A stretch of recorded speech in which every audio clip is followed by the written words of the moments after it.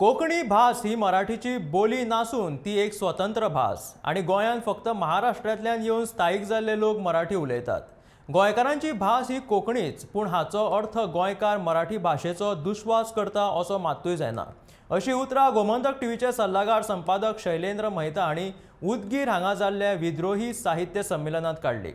शुक्रारा उदगीर सुरू जाल्ल्या 95व्या अखिल भारतीय मराठी साहित्य संमेलनात साहित्य महामंडळाचे अध्यक्ष कौतिकराव ठाले पाटील हांणी कोंकणी ही मराठीची बोली भास अशें उलोवप करून संमेलनाचे मुखेल सोयरे ज्ञानपीठ पुरस्कार प्राप्त दामोदर मावजो हांचेर टिका केल्ली। ह्या विधानाक जाप दितना विद्रोही साहित्य संमेलनाचे मुखेल सोयरे शैलेंद्र मेहता हांणी आपले विचार मांडले। कोंकणी ही मराठीची बोली नाही, तिला स्वतंत्र भाषेचा दर्जा आहे आणि त्या भाषेतून सकस साहित्य निर्मिती होत आहे। ही भाषा पहिली जगातली अशीच भाषा असेल जी 5 लिपीमधून लिहिली जाते। कोकणी फक्त देवनागरी मधून लिहिली जात नाही, ती रोमी, कन्नड, मल्याळम आणि फारसी ह्या 4 लिप्यांनी सुद्धा लिहिली जाते। आणि कोकण ते केरळपर्यंत तुम्हाला जो कोकणी पट्टा दिसतो तिथं विपुल साहित्य निर्मिती होत असते।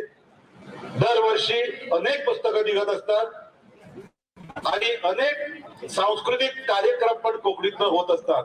त्यांनी उल्लेख केला की कोकणी ही मराठीची बोली आहे।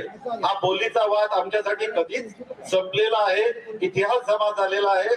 परंतु जे लोक या स्वप्नरंजनात राहतात त्यांनी जरूर राहावं, पण त्यांना एकच सल्ला आहे, ते जेव्हा बोलतात की गोमंतकीयांची मातृभाषा ही मराठी आहे, फक्त महाराष्ट्रातून जे गोव्यात लोक स्थायिक झालेले आहेत ते सोडल्यास इतर कोणाही गोमंतकीयाची भाषा, व्यवहाराची भाषा मराठी नाही, ती कोकणीच आहे। याचा अर्थ गोव्याची लोक, गोव्याचा माणूस मराठीचा द्वेष करतो असा बिलकुल नाही आहे। कारण आमचा सर्वांचा जो पिंड घडला तो मराठीवरतीच घडला।